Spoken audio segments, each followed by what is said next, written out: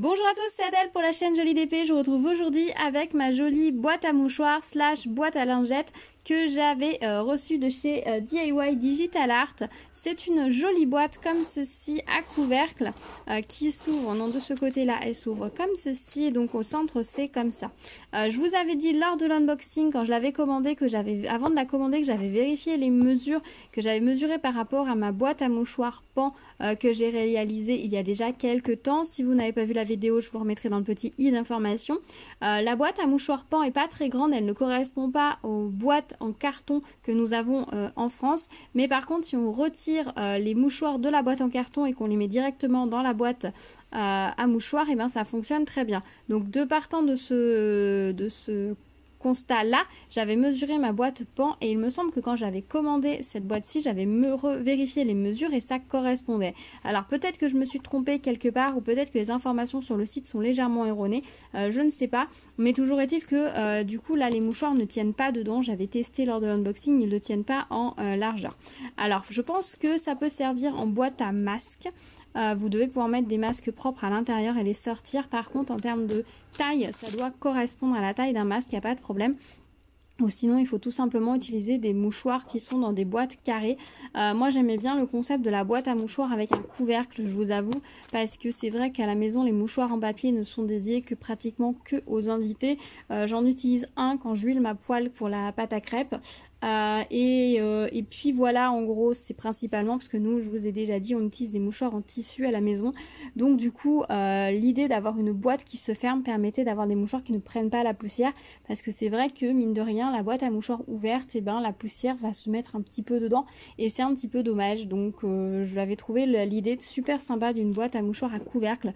Donc bah du coup je vais voir, du coup est-ce qu'on va s'en servir pour mettre des masques? Ça me paraît pas forcément utile puisque les masques sont livrés dans une boîte en carton qui somme toute nous correspond très bien. Après c'est sûr que ce genre d'objet est beaucoup plus joli sur la tablette dans l'entrée plutôt que la boîte en carton. Je le reconnais totalement. Ou est-ce que du coup j'essaierai de voir pour acheter des mouchoirs dans une boîte plus petite? Je ne sais pas.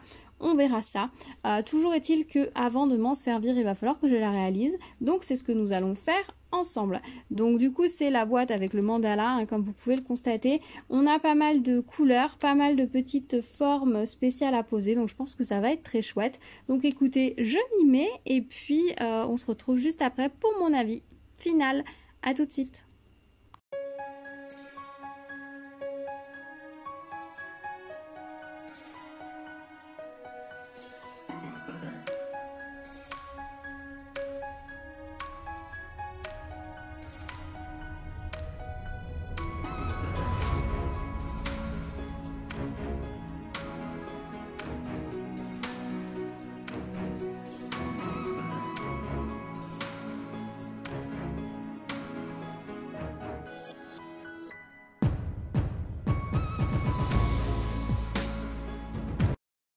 Et voilà, la boîte est terminée, donc elle est très jolie, ça rend très bien. Quand on voyait juste l'impression des diamants sur la boîte, ça paraissait un petit peu terne, mais une fois que j'ai posé les diamants, franchement je suis pas déçue.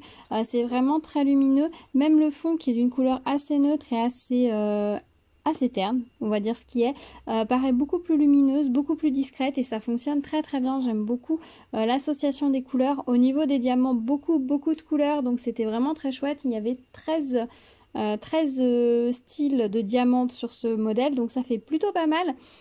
J'aime bien le fait qu'ils aient joué le jeu de mettre plein de dégradés et qu'ils se soient pas contentés de partir sur l'impression qui soit plus foncé. Par exemple le fait là qu'on ait du violet plus foncé, du violet plus clair, je trouve ça super joli. Les couleurs rendent pas très bien à la caméra, mais elles sont vraiment magnifiques en vrai. Donc j'apprécie vraiment qu'ils aient fait ça. Pareil pour les bleus qui nous est bien mis un bleu et un bleu vert, plutôt que juste de se contenter comme sur certaines toiles de considérer que l'impression dessous va changer légèrement la couleur du diamant. Donc ça c'est vraiment très chouette. C'était très agréable à poser, les diamants étaient très beaux. Je crois que j'en ai enlevé littéralement 4, voilà, qui étaient pas parfait. Un micro trou dessous, mais vraiment mini. C'est vraiment que j'ai vraiment joué le jeu de je veux mettre que des diamants parfaits. Sinon, j'aurais pu voilà, tout poser. C'était vraiment nickel. Les diamants sont vraiment de très belle qualité. J'ai pas encore remonté la boîte parce que je voulais vous montrer. J'avais pas fait attention, mais ici, on a une sorte de petit caoutchouc en fait qui va permettre de garder la boîte hermétique.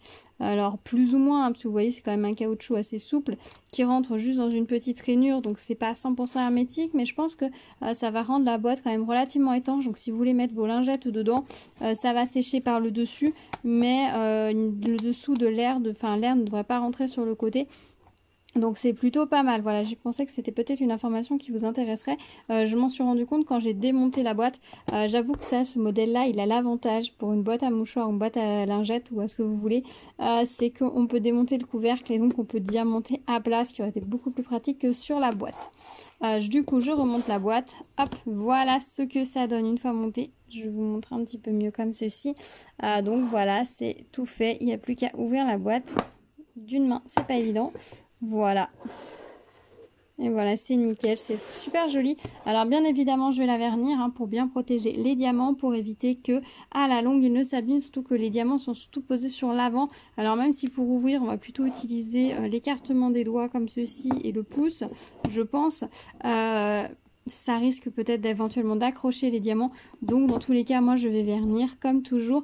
Je vais utiliser mon varnish acrylique gloss de chez Action. Donc un vernis acrylique brillant pour Beaux-Arts, c'est absolument parfait. Ça va garder du brillant, ça ne devrait pas jaunir dans le temps. Et ça va protéger de la poussière. Parce que là pour le coup, elle colle un petit peu quand même. Alors pas énormément, mais il y a quelques endroits où la colle dépasse légèrement. Je ne sais pas si vous voyez, la colle elle dépasse. Oui, il y a des endroits, c'est même posé assez généreusement. Donc ça dépasse entre les diamants, donc c'est toujours mieux de protéger pour éviter que l'objet ne s'abîme trop vite. Parce que c'est quand même un investissement. La boîte coûte quand même assez cher, donc c'est quand même un investissement financier. C'est ainsi un investissement de temps. Il va falloir à peu près 45 minutes, entre une demi-heure et 45 minutes pour diamanter cette jolie boîte. Moi, j'avais utilisé mes petites barquettes qui sont numérotées. J'ai un jeu de barquettes comme ça qui sont numérotées jusqu'à 15. Peut-être même plus, mais les autres je m'en sers jamais. Et j'en ai un autre jeu qui est numéroté, enfin qui est lettré A, B, C, D, E, F, G, H, etc. Que je m'en sers quand je fais des projets comme ça me permet de les faire en une fois. Sur certaines toiles en diamants spéciaux, c'est pareil aussi. Quand j'ai envie de les faire en une fois, de me poser, et bien j'utilise ces petites barquettes là. Du coup c'est pratique, j'ai pas besoin d'avoir des sachets, des pots que j'ouvre et que je referme en permanence. Et une fois que j'ai terminé, je transvase dans les petits sachets. Je vous montre les restes de diamants. Alors honnêtement, niveau reste, ils sont très généreux. J'ai vraiment beaucoup de restes. Cette couleur était vraiment magnifique. Très jolie couleur, très sympa. C'est pas souvent qu'on l'a cette couleur là dans ce type de projet.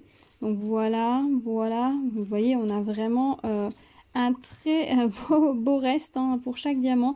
Les petites gouttes roses comme ça, il me reste tout ça. Les navettes bleues, il me reste tout ça. Ça tombe bien parce que je crois que je n'en ai pas. Ah si, c'est juste qu'elles sont petites. Je pensais les plus grosses comme ça. Les grosses, il me reste tout ça.